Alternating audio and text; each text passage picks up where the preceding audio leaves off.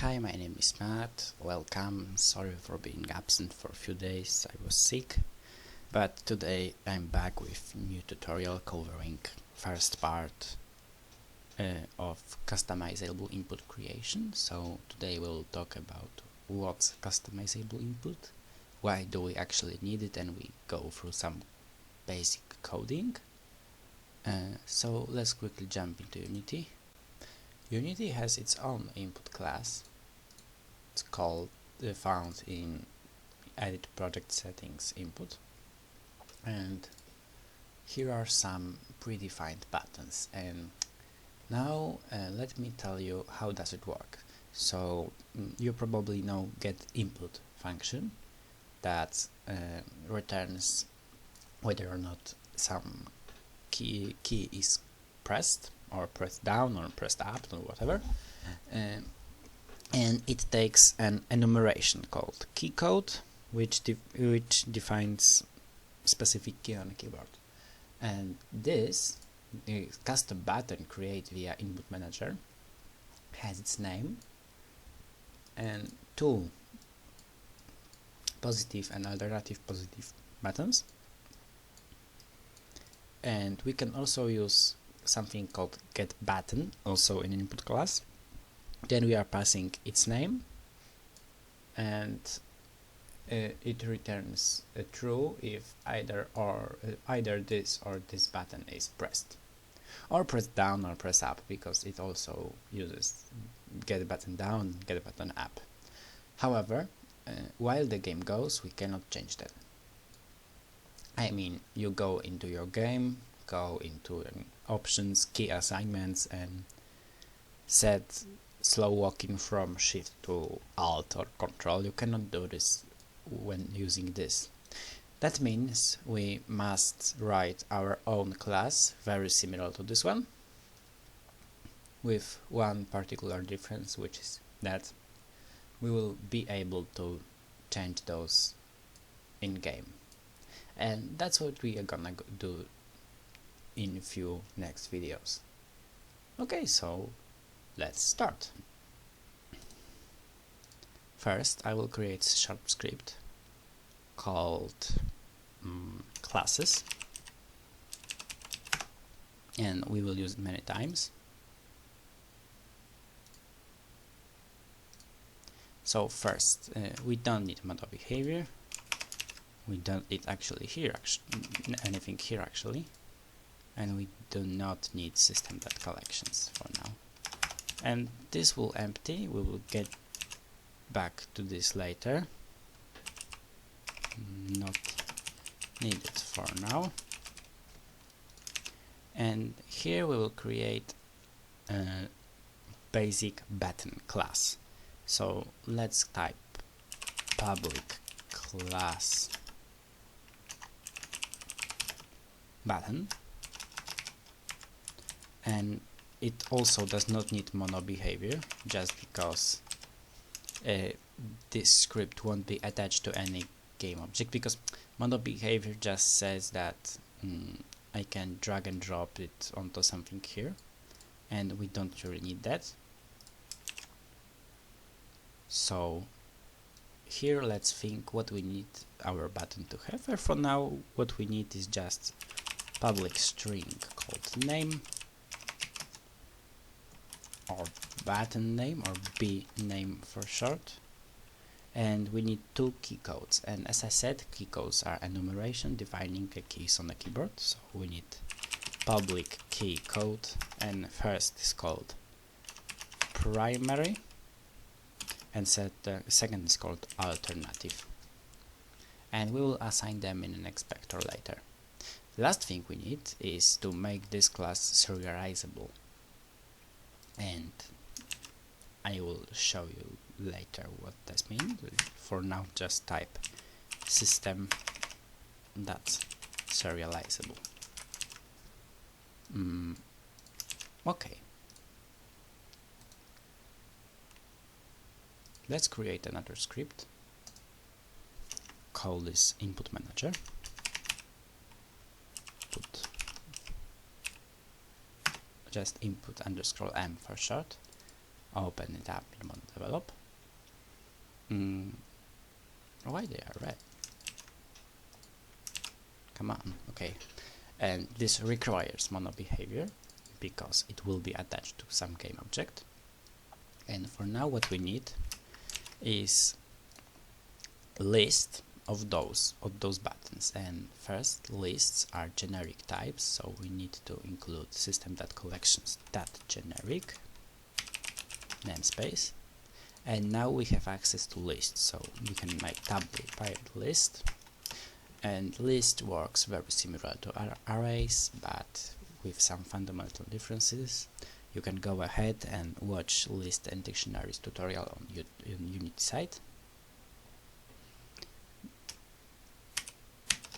In those brackets we need to put a type, and our type is just button. Then we need name, so let's say game buttons,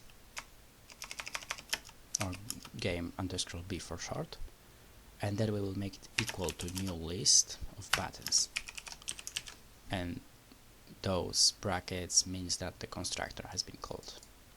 So we've created a public list, and now we are ready to drag and drop the script onto something here in hierarchy. And I will create an empty object, and I will call this game manager.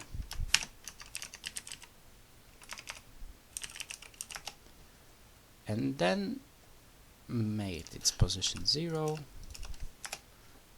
At least I will know where it is, and I will drag and drop my something's happening with my mouse. Drag and drop input manager over here, and as you see, our list, because it's public, it's over here, and we've got its size, it's 0, and we can change it manually. So 1, now we've got one element, we've got name and some key codes, and that's why we needed this class to be serializable. Let me just comment this for now.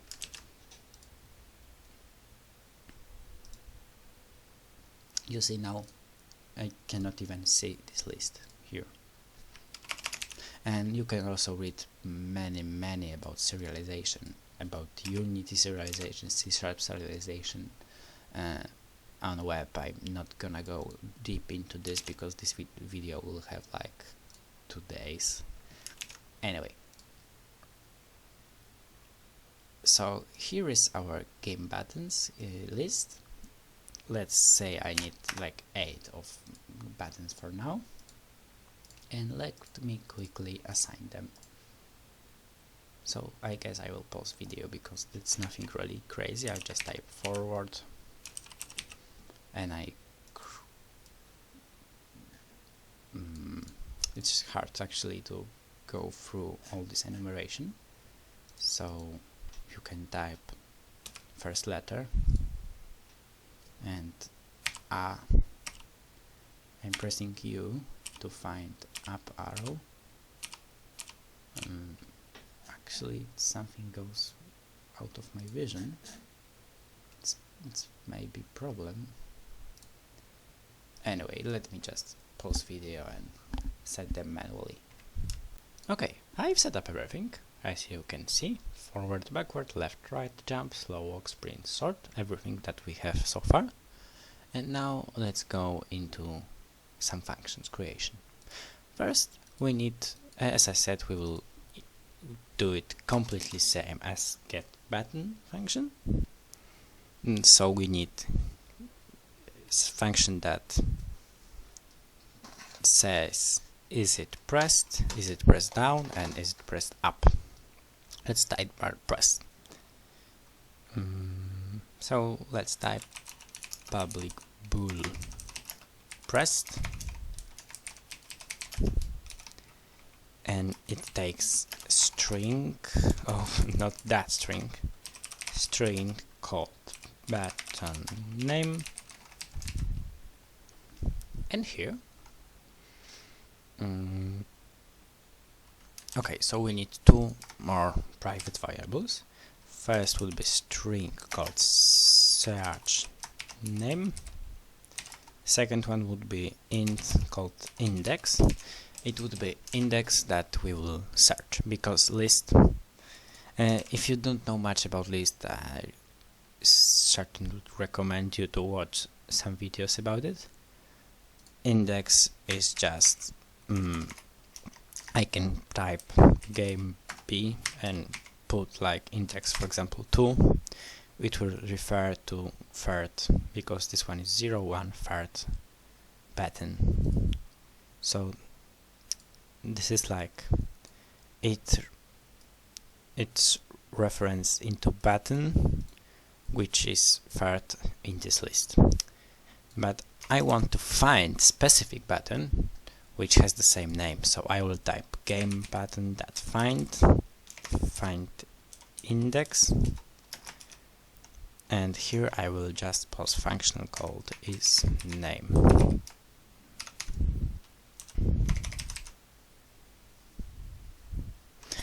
You will see why do I do so in a minute.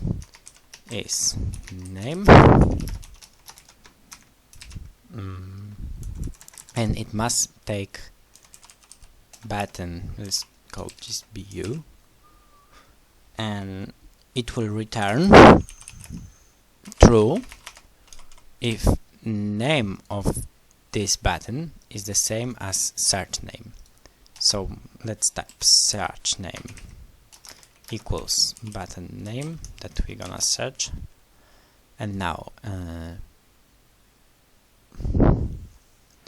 if bu that name button name equals search name, return true, else return false. And to make it simpler, what I can do, because it's a statement that is either true or false, I can just type return this.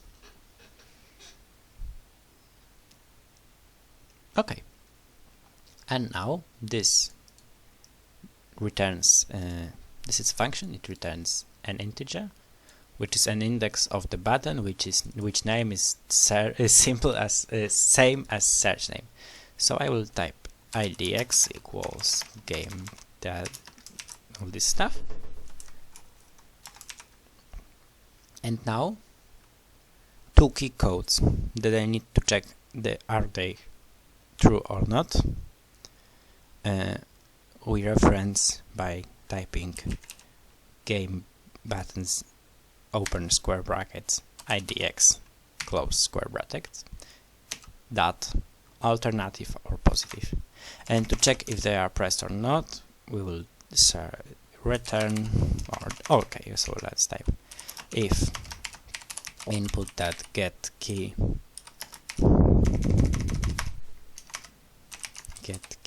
and we will want type key code that's something. We'll pass this key code here, so we'll type game B of index dot primary is pressed, or let me copy, or this guy is pressed, and then we will return true, else we will return false. One and only thing that's left is to use this function here, and it's not that easy actually, because we cannot just make it static, because we're referencing not static field, which is this list. So how we do so? Let's go here. We need to set up manual reference, so we will set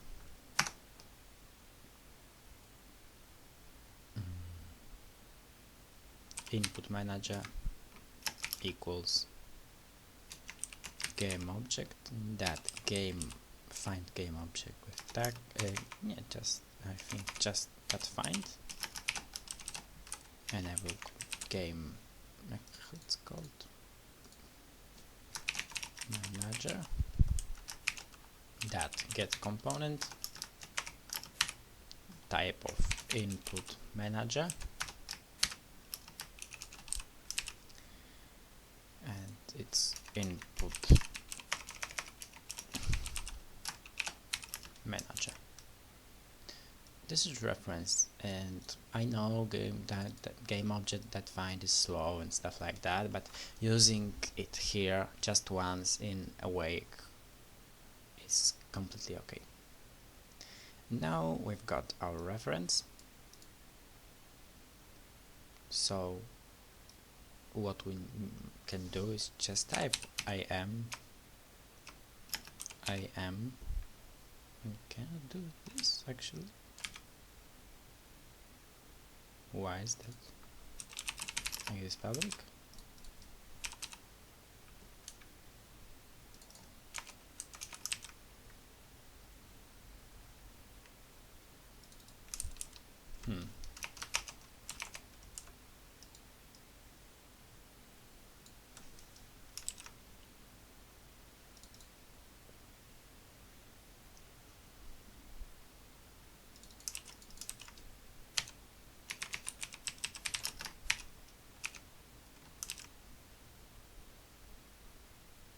I've referenced it.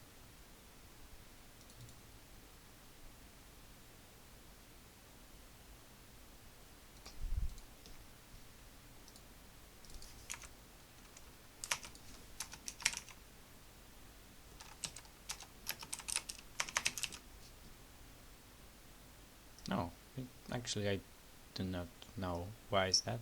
Anyway, im.pressed, you see this function now because it's public, forward, and I've just replied what we had before with our new function here. So now let me do it a few more times.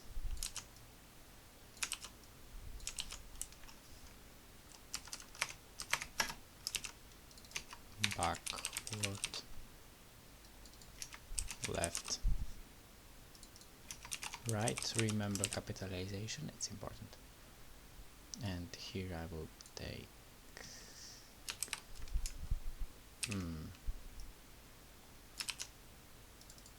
I do not really remember how did I call this.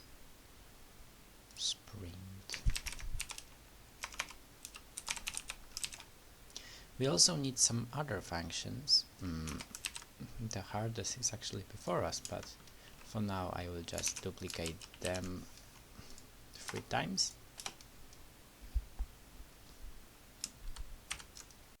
I will call this one press down, and I will just change this to keycode down, and I will call this pressed up and change those. Go back here. So because it's get key down, I will input that press down. Slow walk, I think that's I've called it. Okay, I'm looking for some other things. Is there any actually? Get access, that's the point, and I will go into it in a minute, but for now I remember there's also another script in our player prefab that contains input over here, player sort. Yeah, input that get key down, and unfortunately I need to make another reference.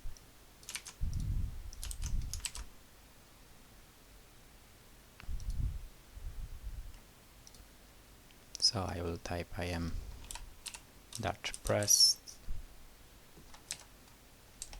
Should it be pressed down actually? How was it? Yeah.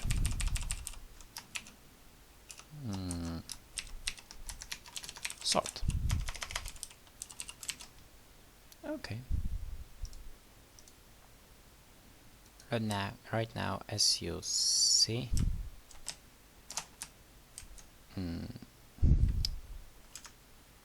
Hey, stop. Hey.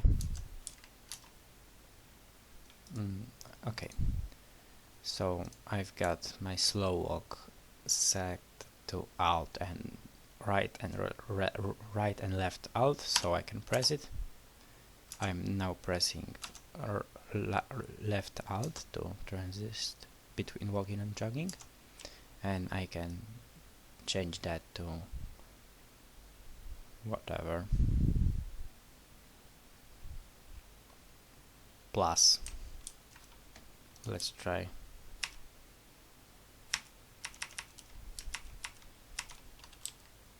Whoops, plus isn't the best idea probably, so let's say like alpha 7. Jogging, walking. I'm just pressing 7 on my alpha keyboard, alpha numeric keyboard, and that's, I think, really 10. The changes aren't saved for now. We will change this later, of course. Okay, sorry for interrupting. Now our next task is to create a function that holds information about mouse axis, and we will do it using just getAxis, input.getAxis, and just we will modify it by some information that would be stored here, like is axis inverted or the speed in percentage, let's say. No, anyway, let's start by creating some floats. Public float mouse X, mouse Y,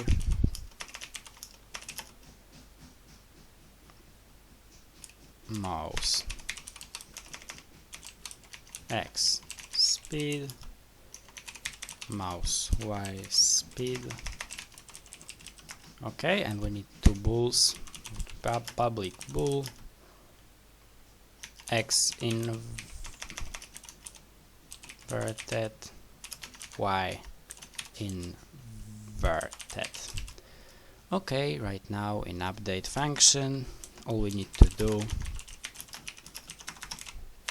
is type mouse X equals input that get axis, which is mouse X, multiply it by mouse X speed, and let's say multiply it by 2. I will show you in a minute why. And if X inverted, I will multiply it by -1.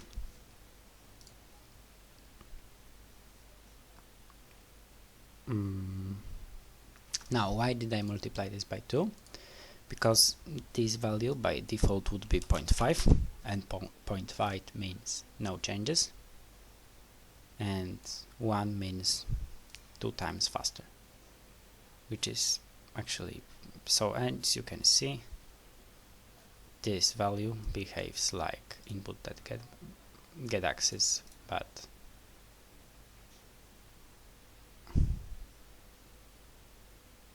can I invert it actually? Yes, I can.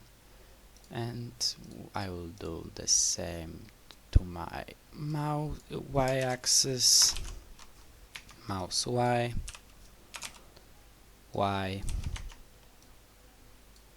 Y, Y, and Y, and that's all. Okay. Let me make sure that they both work. So I will type 0.5 here.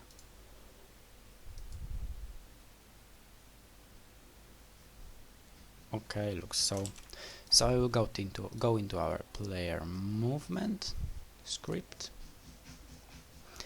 and replay. Oh, this was no actually. So camera movement script. Replace this by. Okay, we need another reference actually. Forgotten. Wait, awake. It's the third time I do it, so I don't think I need to explain this.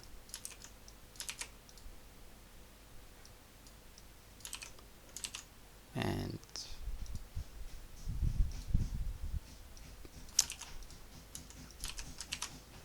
okay, and right now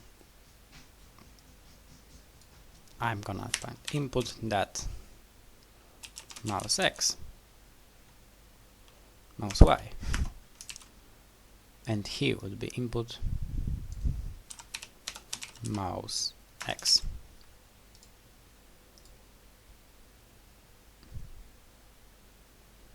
You see no difference, but I can invert both axes. Now I don't really... Why, I cannot invert this? Okay, I can. Well, that's actually better. Anyway, I can also change the speed. Let's say 1 would be max. Now I orbit 2 times faster, but I still want to keep this value of orbiting speed and stuff like that, because this will just hold general mouse speed. When, for example, when I have my mouse is really slow, I want to just go into settings, input, and make it a little bit faster. Okay, so that's all about mouses, and I do not really need those for now to be those mouse X and mouse Y values to be public, so I will make them private, and here I will make them public float, because I do want to make... actually I need them to be public because I'm referencing them in a specific way. Anyway, so I need them to be public. What's next? Yes, I've just changed them back, so public. I'm sorry. Okay, so the last thing we're gonna talk today is this horrible get axis, which destroys everything because we need to write our own function that returns some kind of float like this. Okay, so let's do it. And I think we don't really need to do it here as an internal part of our input. Just let's do it here in our player motion script, just because we don't really want to store that information about input. So let's make two more public floats. So let's horizontal axis, vertical axis, and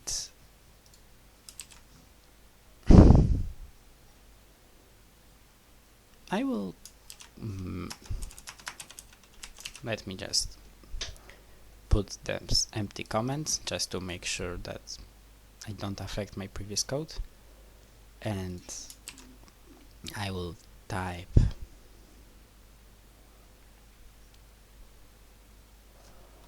so if I am dot pressed backward or I am dot pressed forward, first backward and forward, anyway. So this will execute when backward, when forward, and when both. And when both, I actually don't really want it to execute. So I want this to happen when backward is true and forward is false. Either forward is true and backward is false. And I can achieve that by putting here this sign. Actually, I will show you. I will print now it's true.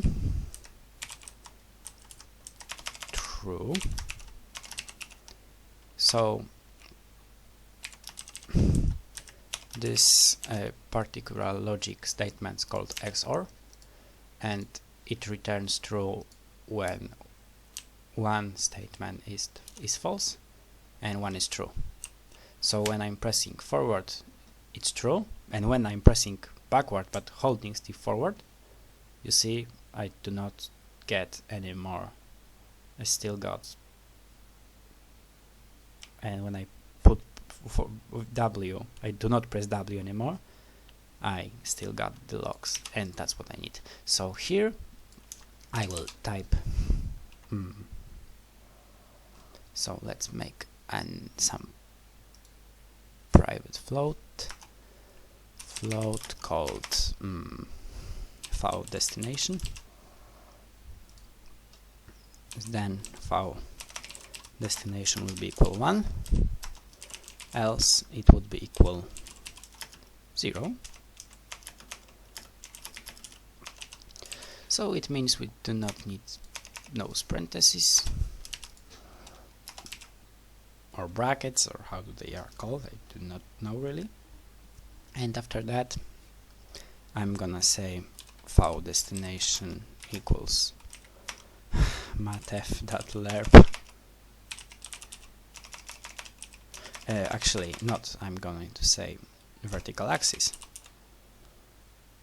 equals mattf.lerp from vertical axis to file destination in time delta time. And I know it's not really the way that lerp should be used. It may occur some problems, but for now I do not think it does matter really. I will multiply it like, let's say 7.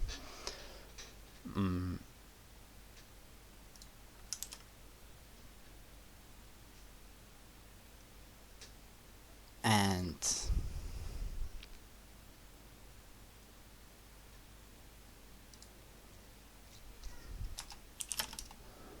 actually, because when we do it like this, okay, I'll show you.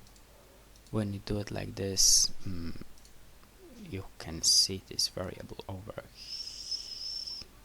Where is it? Well, I thought this. Give me a second. I thought it is public. So why I cannot see it in inspector? Okay, I can. Okay.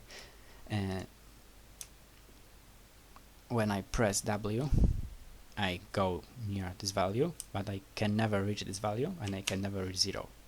And that's because we use lerp in a way that we shouldn't. But there is also a possibility to fix that, just some if statement. So let's say if file destination is equal 1 and vertical axis -1, or just vertical axis, or just mattf that absolute of vertical axis that -1 is less equal 1.01f, which means when the difference between 1 is smaller than this number, we will just make it 1, else if I will copy this, if destination is 0 and it's near 0, we will make it 0, and else we will do lab. Okay.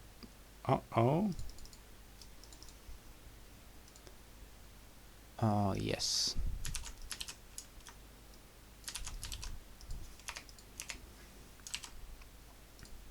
Now it should be okay, I think. So let's try. You got an interpolation to 1 and back.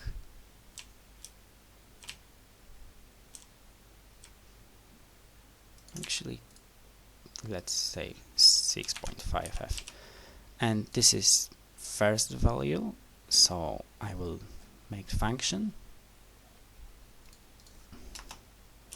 float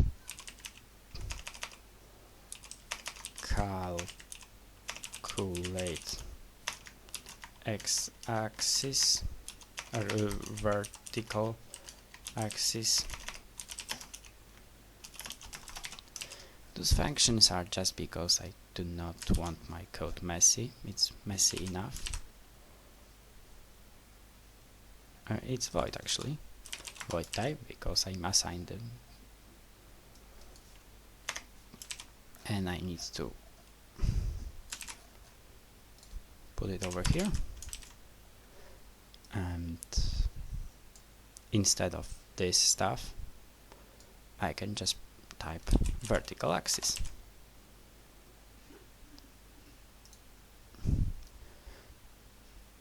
And now I need to deal with some brackets. It's too much of them actually. Like this. Hoped. Oh, not expecting some. Okay.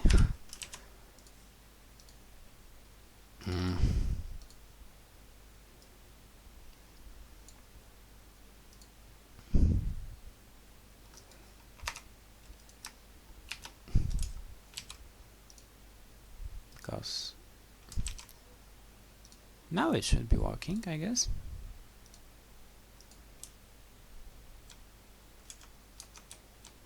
And because our player, the reason that our player behaves strangely sometimes and do not want to stop jogging is because we've got some lack of transitions. Let me quickly just create those and make sure they have both exit time set to unchecked, and I will make a transition when movement is greater than 0.05.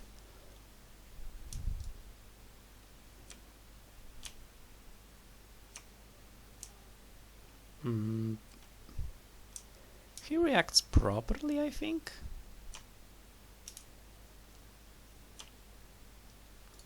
You may experiment with this value. For me it's okay.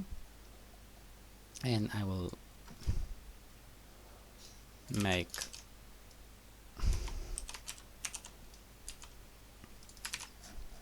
the horizontal value really same. And again, I'm copying this. I shouldn't do it, I know, but it's just for simplicity.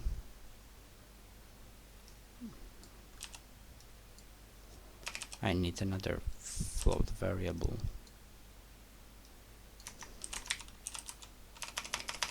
Horizontal axis. So how did I call it? Okay, not really capital. H-dest.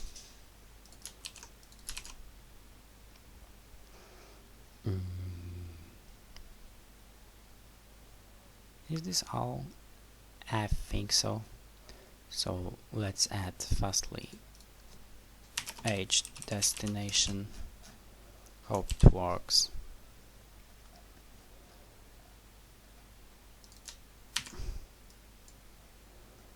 And instead of that, let's just type this.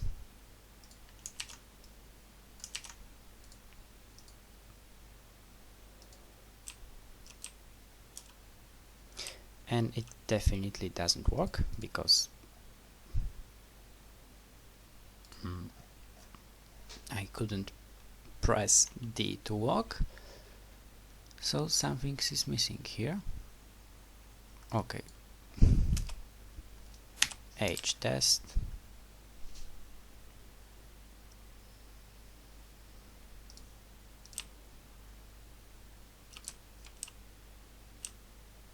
Okay, now it's working.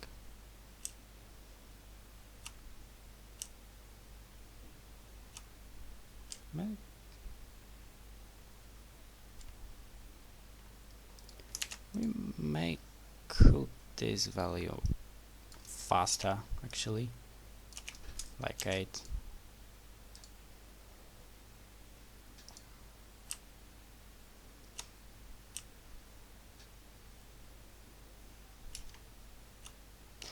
we've got some problems with transitioning, because when he goes into idle he turns a little bit, but for now everything's working.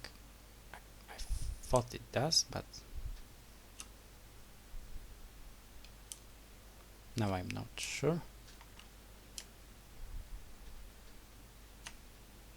Okay, it does.